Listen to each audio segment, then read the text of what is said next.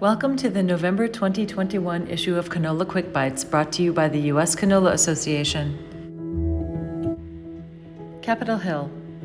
The National Institute of Food and Agriculture recently invested $900,000 in hemp and canola research. The money was given through 5 awards from the Supplemental and Alternative Crops Program that supports projects that lead to expanded adaptation and increased acres in the United States of canola grown for oil. Results from the studies will be distributed to producers through effective extension outreach and more.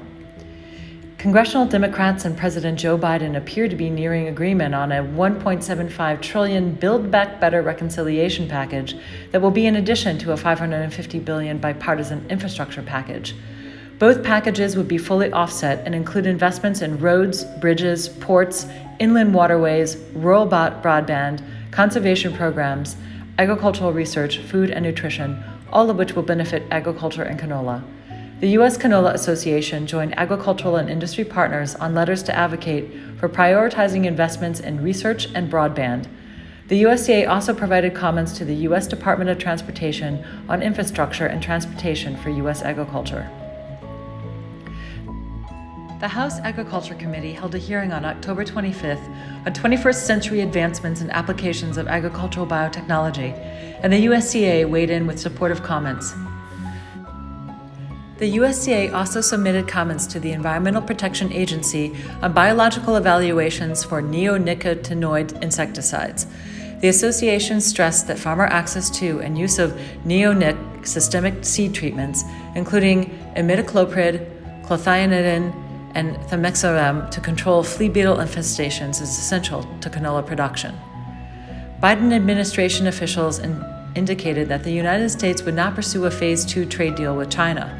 In a speech on October 4th, U.S. Trade Ambassador Katherine Tai said U.S. tariffs imposed on imports from China will remain as the administration plans to build on existing tariffs and confront Beijing for failing to fulfill its obligations under the Phase 1 trade agreement. Agronomy. In addition to drought dramatically lowering canola yields, flea beetles have been plaguing crops in North Dakota this year, reports Ag Week. Yields of 1.4 tons per hectare are the lowest they've been since 2003, down 39% from the 5-year average. Production of 1.9 billion pounds in 2021 was a whopping 35% less than last year, according to the National Agricultural Statistics Service in its October 12th crop production report. According to forecasts from the U.S. Department of Agriculture's Foreign Agricultural Service, global oilseed production is expected to decline in 2021-22. This is mostly due to supply chain uncertainties and labor shortages from COVID-19 as well as weather.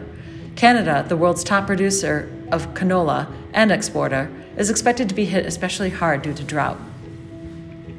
Through a 4-year, $880,000 grant from the USDA SAC program, Texas A&M AgriLife Research will evaluate the potential for canola as an alternative crop to address the region's marginal water sources and extended periods of dry weather.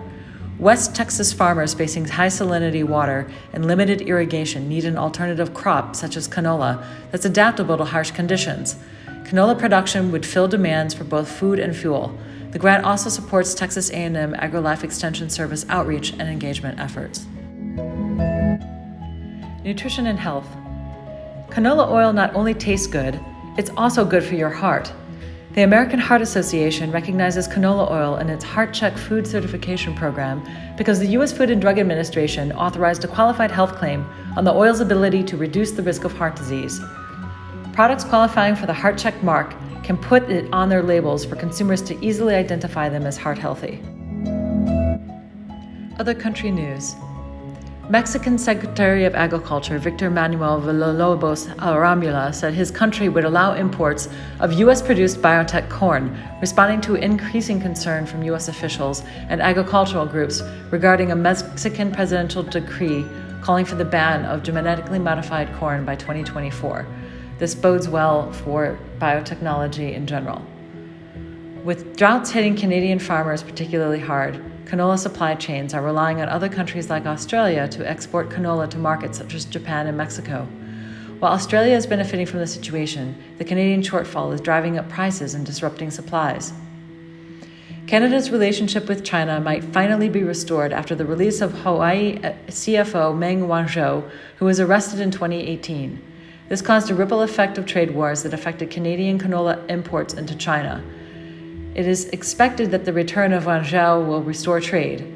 With Canadian canola seriously affected by drought this year, it may take time for exports to China to resume. Latest industry news. Canola oil used in jet biofuel could be the future of air travel. By replacing petroleum with a canola oil-based biofuel, carbon emissions could be reduced by up to 68%. With Biden's new sustainable fuel tax credit, the innovation is coming at a great time. Biden hopes to drop aviation emissions by 20% by 2030. Despite their typical connection, soybean prices have not been consistent with canola prices lately. This is due to drought in Canada driving up the latter. Soybean prices are now the lowest they've been since last December, yet canola prices are extremely high. Time will tell if they readjust to normal congruency. On October 28th, Corteva announced that Chuck Magro was appointed as new Chief Executive Officer effective November 1st, 2021. He will also join Corteva's board of directors. Magro most recently served as CEO of Nutrien and has extensive experience leading global agricultural companies. He succeeds James C. Collins Jr., who will work alongside Magro until he retires from Corteva at year-end. Canola Week by the Canola Council of Canada will be November 30th through December 2nd. This online meeting will cover the state of the canola industry in Canada, latest research, and cutting-edge innovation. Register online. The Northern Canola Growers Association will hold its 15th annual Canola Research Conference on Thursday, November 4th at 8 a.m. in Fargo, North Dakota at the NDSU Memorial Union. Regional researchers will present their 2021 findings. The evening beforehand, the NCGA Board of Directors will meet, and they invite growers to express any concerns they may have in advance. The 24th Annual Northern Canola Growers Association Canola Expo will be Tuesday, December 14th in Langdon, North Dakota. Keynoter Mike Kruger will discuss the renewable fuel revolution that is changing oilseed markets and the domestication of the oilseed industry. Longtime canola expert Ron Benetta will moderate a panel of growers who will discuss new innovations in canola planting. Dr. Venkat Chapara will review results of a newly completed clubroot survey, and Dr. Jan Nodal will discuss diamondback moth control in canola. The event will also include a trade show and the NCGA membership meeting. About the USCA.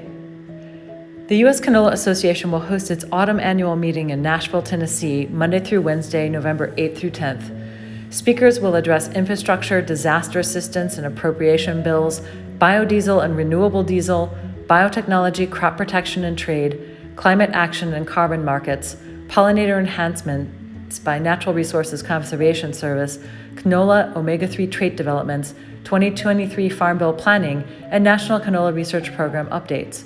All USCA members are welcome to attend. Registration is online. Get social with us on Instagram, LinkedIn, Facebook, Twitter, YouTube, and TikTok. Want to promote your products or services to canola producers and industry members? Visit our advertising pages to find specs, deadlines, and rates to advertise in this monthly e-newsletter or on uscanola.com.